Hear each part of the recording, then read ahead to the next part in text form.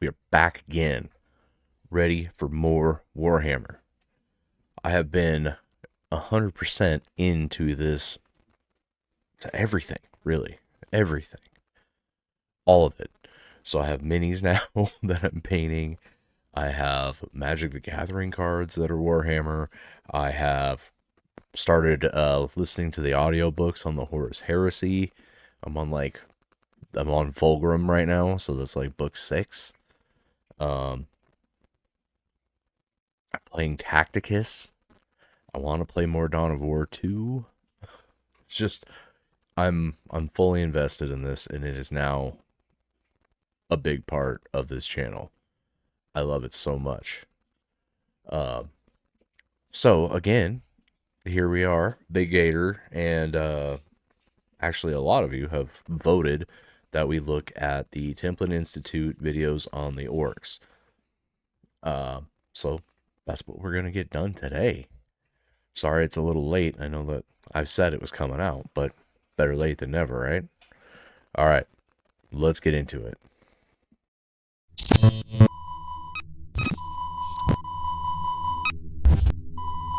So I've never seen a Templin video before. They look like they have some high quality graphics and stuff going on already. When I was kind of perusing their channel, just looking at some of the video titles, they do a lot of different stuff, not just Warhammer. They're very much into a lot of different things. That's cool.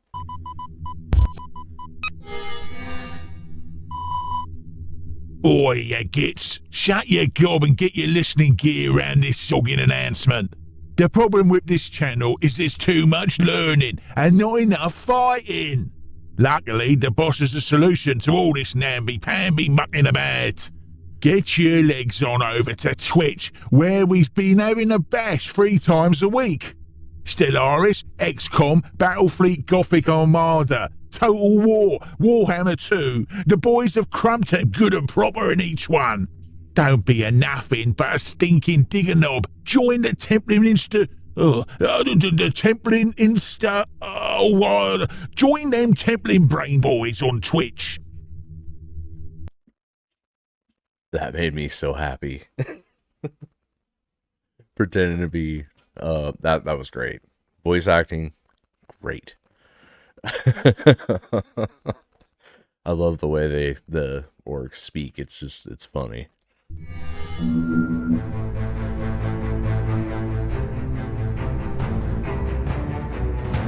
In the grim darkness of the 41st millennium, there is only war. Each day on 1,000,000 worlds, armies clash in an eternity of carnage and slaughter to the laughter of thirsting gods. Ooh. Across the galaxy, disparate forces muster their fleets in the grim hope that one day, victory might be claimed for the Emperor, the ruinous powers, the greater good, or 1,000 other lost causes. Lost causes. Are they really? Well, I guess it is the grim dark, so yeah, well, they could be lost causes. Most fail to realize that the universe in which they exist will not suffer any lasting triumph. Another day's survival is all that can be achieved. In this galaxy hostile to every form of civilization, only one has managed to not only endure, but thrive. They are the most successful race encountered by man, seemingly built for war in every aspect. They are crude, savage, and possess only a low cunning. But while the great works of races 1,000 times more advanced lay in ruins, the ramshackle designs of the Orks thunder onward. Orc physiology is fascinating, terrifying, and contradictory in equal measure. They exist as a complex interweaving of 2 symbiotic organisms that somehow have been genetically linked. One strain is akin to any number of terrestrial animals found across the galaxy, while the other is a type of fungus, which prevails throughout an... Oh, okay. I've heard that before. A type of fungus. So they're like mushrooms, right? I have heard that, and they're almost like spores when they're born or something. I'm not really sure how that all works, but that's interesting. They're fungus guys. I've heard a lot of, so I've been watching a lot of like painters painting minis. I think Eon's a battle, a lot of his stuff. But some of them have like mentioned that they're fungus boys, which now, clarity. It's like, I don't know what are they talking about, fungus guys? That's weird. But now I definitely know they're fungus guys. That's cool. Individual orcs' bloodstream and skin. The animalistic component of their biology carries the genetic information for an orc's subspecies, while the fungus seems to possess the genetic information of the entire race. This latter aspect exhibits many other curious properties, including some kind of ingrained genetic memory or knowledge, a type of biosynthesis, a latent psychic ability, and the capacity to quickly recover from injury. A latent psychic ability? I wonder... Their ability to withstand tremendous punishment is the defining characteristic. God, that's so much cool. That's so cool. So much fun. It's one of my favorite games. It's Dawn of War. I don't know why I like RTSs so much, but they're a good time.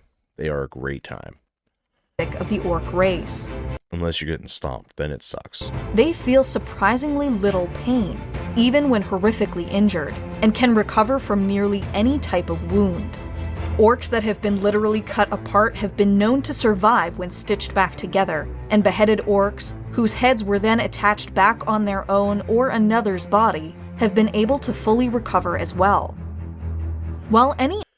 So if they lose their heads, they can still live? If you attach them to a different body or their own body? That's interesting. Do you see the guy on the left-hand side at the very top? He's got his gun firing kind of weird, holding it back with his hand. That's not how you aim. But it's an orc, so I like this whole collage they got. This is an old style, old school right here. It's very interesting. They're fungus. They can take a lot of pain.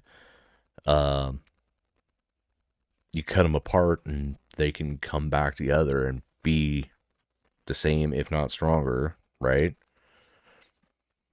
They're tough as hell. Other species would weaken or tire when subjected to constant physical harm over a prolonged period of time. The opposite appears true for the orcs.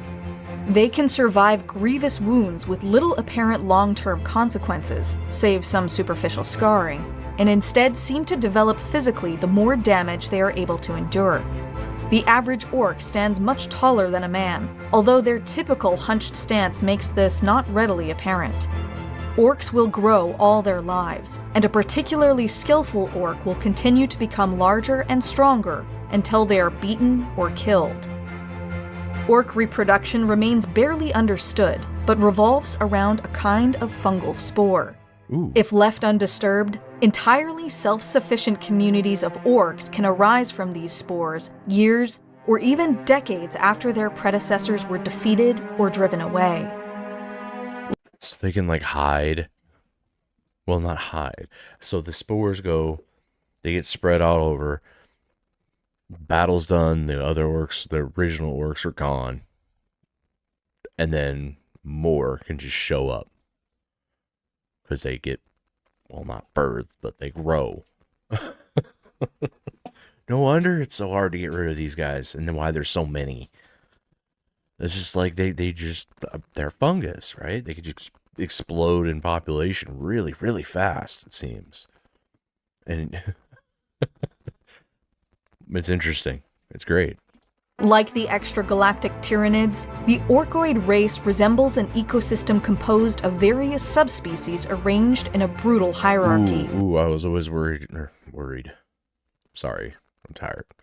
It was always something I was curious about is all of their different subspecies, because they're orcs, and then they have the little guys.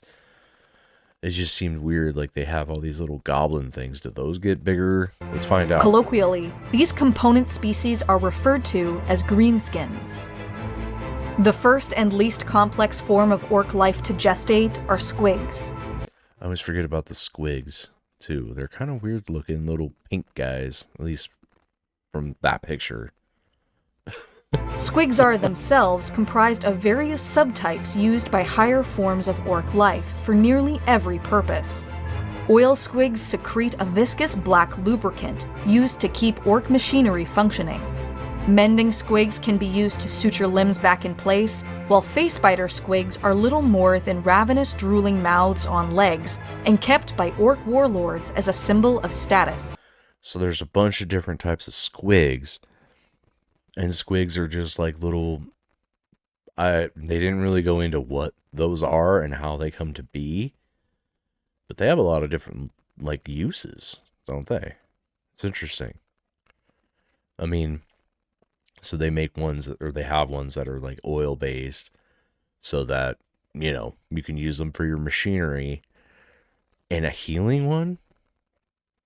I mean, it's just a little guy with teeth. I'm confused. Other forms of squig life include parasite hunting squigs, more. bag squigs, and the rare and bizarre squig pipe, utilized as a musical instrument. The most common squig is the eaten squig, a limbless blob that feeds on orc refuse, which is in turn consumed by higher orc species. Feared above all is the squigoth, which range in size. Ooh.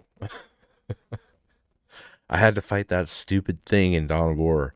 That fight was a pain in the ass. From that of a main battle tank. They're just so big and chunky, and then you can sit there and shoot them forever and they just don't go down. To the titans used by the Collegia Titanica. Next to emerge are snotlings. Far too scrawny and weak to bear weapons, and lacking the violent tendencies of their larger brethren, snotlings instead cultivate the large patches of fungi that spread wherever orcs multiply. They provide food, drink, and medicine to the orc race, and possess a natural affinity for squigs, which they raise and then train.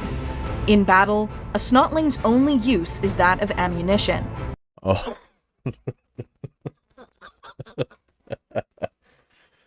Okay, so these little guys, they catch the squigs, right? So the squigs come first, then these guys, and they catch them, and then they also cultivate all these spores and whatever, and then they're pretty much useless after that. And they shoot them out of cannons. I would not be thrilled to be shot out of a cannon. Sorry, no. Fired from a cruel device known as the shock attack gun.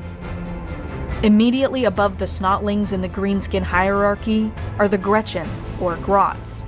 Of all the orc subspecies, they display the greatest capacity for cunning. They are fast learners and quick to spot an opportunity or weakness. Within any orc tribe, most serve as laborers, scouts, thieves, or even assassins. The Gretchen's instinct for self-preservation borders on a rudimentary sixth sense, although this is often not enough to prevent them from being forced into serving as living shields, minesweepers, or emergency rations. No matter how smart you are, you will be punished somehow, some way. So they eat the... Oh, okay. They eat the Gretchens. They use them as human shields. Not human shields, but as shields. Gretchen shields. And minesweepers. That's that, but they're smart.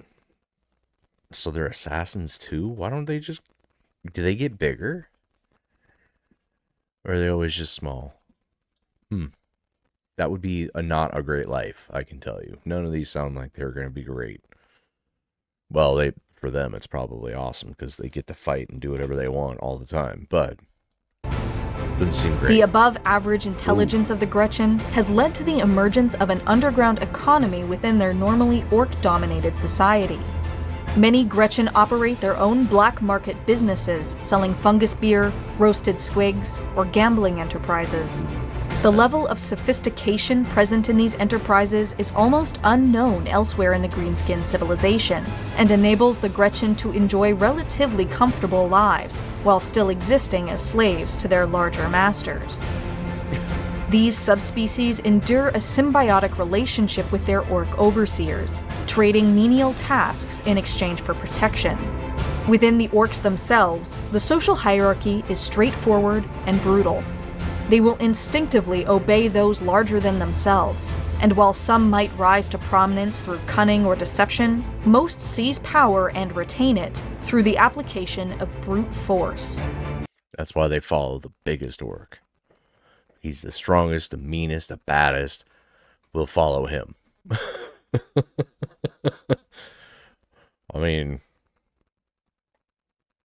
if he will kill you and you don't listen to him and he's pissed about it, yeah, you're dead.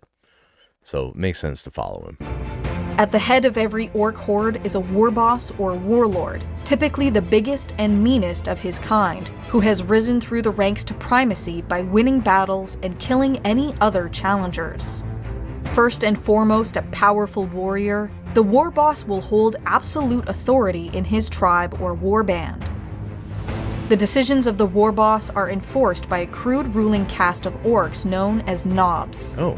A type of nobility amongst the orcs. So there's even more?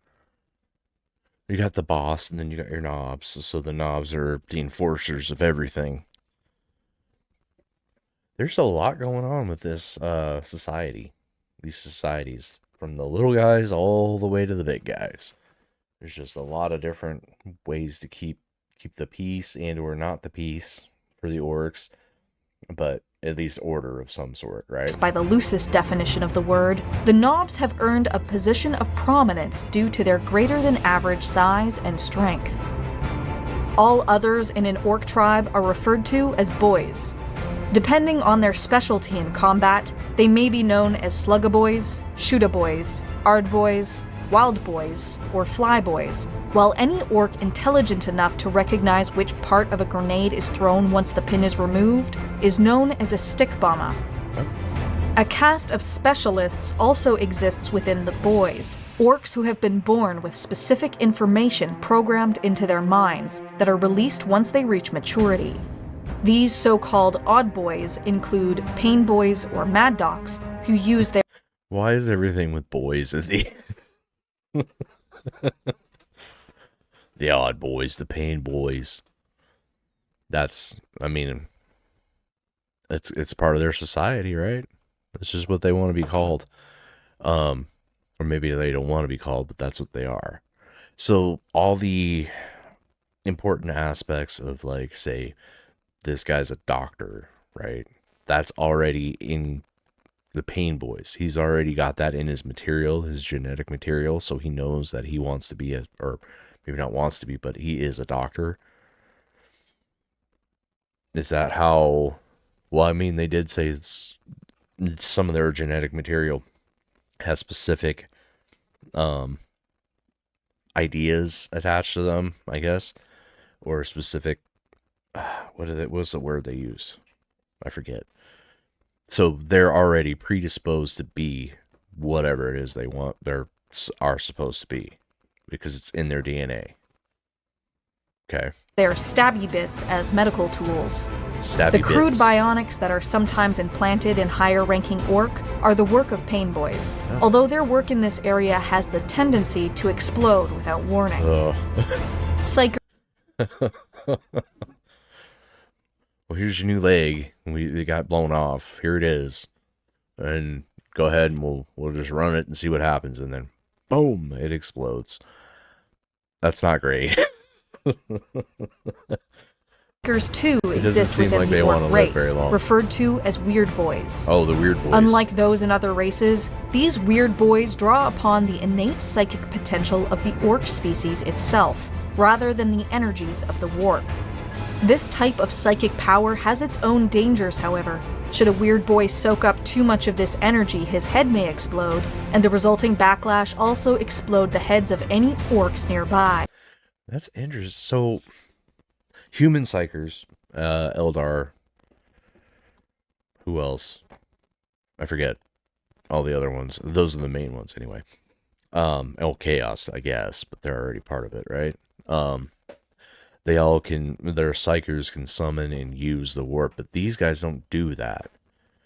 they're using the like a warp, but it's only for the orcs, or like the orcs telepathic ways, I guess. It's very interesting. So so that actually mitigates a lot of the dangers from the warp. If they don't tap into that, but they only tap into the power of the orcs, that's going to save a lot of people. Not only that, but they're not corruptible then, right? If they're only tapping into their own source of power and not touching the warp at all, then they can't get corrupted.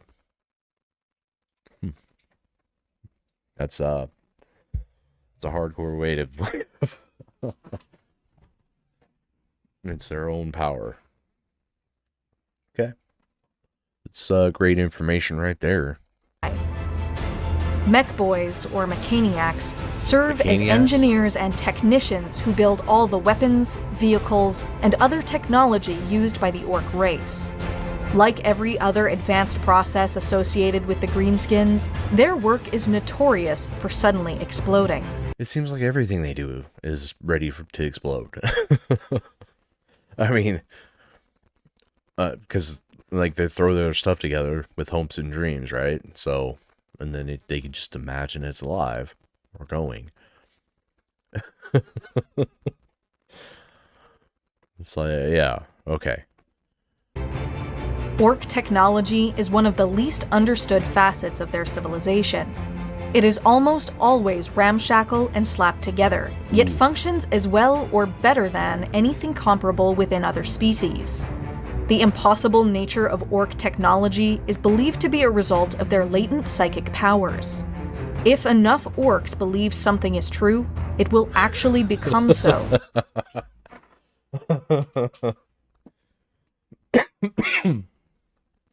Well, there you go. So as long as you believe, just believe in it and it will come true. And maybe it won't explode in your face. Okay, yeah. These guys are insane. I love it so much. It's so great. They just put all their stuff together and it doesn't make any sense, and it doesn't have to because they're fucking orcs. Just run. I mean, she mentioned something about some of them can figure out which part of the grenade they throw and what part they don't keep, like the pin. It's important to know, right? Brought into existence through pure will. As such, orc rockets painted yellow create bigger explosions, orc vehicles painted red will go faster, and orc guns are often nothing more than a box with bolts and bits of metal in it. This technology, such as it is the result of a constant stream of poorly thought out experimentation and attempts to constantly outdo the competition. It is usually as deadly to its operators as to the enemy, and countless orcs have died in the pursuit of building the biggest, fastest, or meanest weaponry. This simplistic and brutal approach is reflected in every aspect of what they call culture. Questions regarding the nature of the universe that have led entire civilizations to corruption and ruin never occur to orcs in the first place. They have but one philosophy: might makes right, and not one orc has ever doubted this for a single moment. So they're not smart enough, I guess. So might makes right. You said something else that I wanted to catch, but I completely missed it. So everything cobbled together. Okay, some of it can explode, some of it cannot. The guns. The guns are just like boxes of metal with pieces of metal inside of it, and they just will it into working. No wonder, the Imperium's just like, I don't know how this shit works, but it works. Just force of will right here. How badass is that? Could you imagine just being like cobbling some shit together? This is my new car and it works great, and then I paint it red and it's super fast. Never have to buy anything else ever again. You just use junk. This unshakable self-belief is likely the most dangerous quality of the orcs. For them, the universe is a very simple and straightforward place, free of the angst and worry that plagues most other races. Orks have little recognition for concepts like fate or destiny, and are not frustrated when their plans fail. It's because they probably don't live that long. It seems like they don't really live that long to have those thoughts, I guess. Instead, they just try again, usually in a different way after forgetting how they attempted it the first time.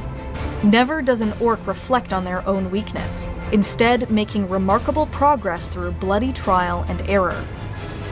As long as an orc has someone to fight, someone bigger to tell him who to kill next, and someone smaller to abuse, he will know contentment. War and killing are their only real motivation, the one exception being the desire to possess even bigger and louder weapons or vehicles. Orcs are almost always engaged in a torrent of bloodshed and mindless violence, sometimes against the other races of the galaxy, but typically amongst themselves. Usually these conflicts are smaller scale or localized, and never develop beyond random outbursts of violence and looting. Sometimes, however, should a particularly skilled war boss achieve a string of successes, orcs will flock to his banner to share in his victories. Once this orc population reaches a form of critical mass, a WOG might be declared. A WOG. So that's their big, the WOG. So that's their big war, big fight. So, as I see it right now, all the little orcs will flock to the bigger one if he's having a great time of fighting. So they want to be, yeah, it makes sense that you want to be a part of the winning team, right? And they also fight all the other, not only just species, every other species in the galaxy, they also fight themselves. So that means that there's probably a lot of different little tribes that are warring at all times. It's an interesting thought. Part military campaign and part migration, a WOG is a war on an apocalyptic scale. Orcs beyond counting swarm from one continent to the next, and eventually from world to world.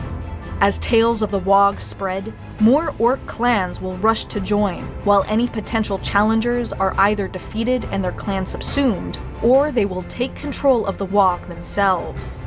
As this campaign gains more and more momentum, the disparate clans within grow more unified until they represent an unstoppable force on the galactic stage. These WOGs rarely possess any clear objective, seeking only to unleash as much carnage as possible across the universe. Within orc culture, a WOG is the ultimate expression of their twin gods, Gork, who is brutal but cunning, and Mork, who is cunning but brutal.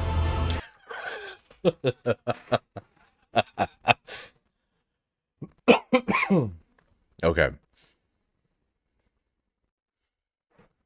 Gork and Mork, cunning but brutal, and brutal but cunning. It's a backwards. So they're WOG. That's all in service to their two gods? Or is that because they're two gods? Did I miss that part? It seems like the WOG is a really big aspect of their whole, lives and existence once that gets going. So they just want to fight, and it unifies them. So all the little tribes, if they get unified, that's kind of even more scary than just a normal orc band. Because they're all gluing together, right? While they may seem identical to outsiders, Gork is said to be the god of clobbering, smashing, and killing, while Mork is the god of clobbering, smashing, and killing, while an enemy's back is turned. Oh. Orcs exist in every corner of the universe, and there is no environment too extreme for them to not only survive, but flourish. They have been discovered on toxic death planets, depressurized orbital platforms, drifting ice floes, irradiated asteroid fields, inside corrosive swamps, or on lightless nightmare worlds seething with horrific predators. Oh. Even in the bombed-out remains of planets. And they're not the horrific predators, because that's what it seems like. So they can live on just about any surface and be just about anywhere. No wonder they're a pain in the ass to deal with all the time. Subjected to exterminatus, orcs can sometimes be found, and there are rumors of orc enclaves hidden within the Eye of Terror itself. Oh boy. These holdings vary from pirate outposts that prey on... I've never thought that I would see a pirate orc. That is so cool. That artwork is so badass. They're even in the warp, these guys? Is there anything that the orcs can't do? Because so far I haven't heard really anything that they can't do and be super successful at. If not, try again. Merchant shipping to system-spanning orc empires inhabited by tens of trillions of greenskins. These are normally divided into clans and tribes. Clans are massive groups of orcs who share an enduring philosophical viewpoint on greenskin life, while tribes are much less stable, constantly breaking apart and reforming. A single tribe might include orcs from many different clans, but for the most part, an individual orc's allegiance is to his war boss above his clan. While it can be difficult to distinguish all the orc clans, generally there are 6 that are truly widespread and found in almost every tribe in the galaxy: the Bad Moons, Blood Axes, Death Skulls, Evil Suns, Goths, and Snakebites. It is the dream of every aspirant war boss to one day unite the clans and tribes and usher in an even greater era of slaughter across the galaxy. Many have come close: Clawjaw, the mighty mangler of Bork, Tuska, the demon killer, Snagrod, the arch... Tuska, the demon killer sounds like a badass name. I really like that name. Snagrod, the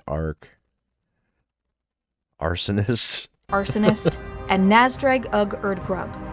Above them all, however, is the self-proclaimed prophet of the Wog, known to the Imperium as the Beast of Armageddon, Ghazghul Mag Uruk Thraka. The single most influential orc in the galaxy, Ghazghul Thraka believes himself to be the instrument of Gork and Mork, destined to lead... I still can't Gork and Mork. He's the instrument of Gork and Mork, so he'll beat you in your face and then he'll turn around and beat the back of your head. I still can't get over that. That's hilarious that they have 2 gods and they're pretty much the same except for backwards. One's backwards, one's forward. That's hilarious. The greatest Wog of all. It makes me love them even more. Time. This is in part due to the work of Mad Dog Grotznik, whose cybernetic enhancements have supposedly allowed Thraka to speak to the great green gods of the orcs directly. Again and again, Ghazghul has unleashed his followers against the Imperium of Man, or come to the aid of the Octarius Empire in their fight against the Tyranids. But as the time of ending approaches and the great rift of chaos spreads across the galaxy, it is clear that Ghazghul Thraka has his sights on a higher calling. Across every orc clan and tribe, rumors abound that They come right out of the warp. will soon proclaim the Ragnarok, a time when every orc shall rise up to conquer the galaxy. In untold numbers, orcs have already started their migration towards the key battles of the Great Wog, and should Ragnarok finally be declared, there may be no force in the galaxy strong enough to withstand it.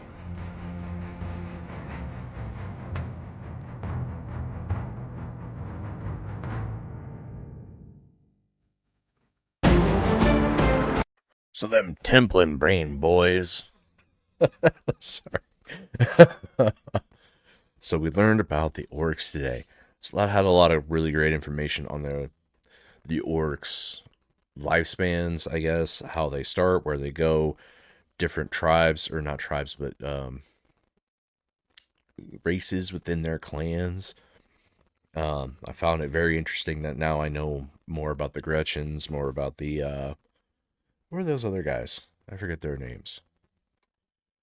It goes from like small, medium, and large to massive, right? So essentially, and then we learned about their gods, Gork and Mork. We learned about their power of imagination. They just make things will. I still can't get over. They just get like a box and fill it full of stuff, and that's a gun. Insanity. And then also them painting things to go faster, yellow to make things explode bigger. Yeah. We learned a little bit about the Warg. So, and then Ragnarok. That was an interesting thing. So, enough of them get together and they can start the Warg, and then enough and more join, and then you get yourself the Ragnarok. That sounds scary as hell. She did say that a lot of them, once that starts, you can't stop it. There's no force in the galaxy that could stop that.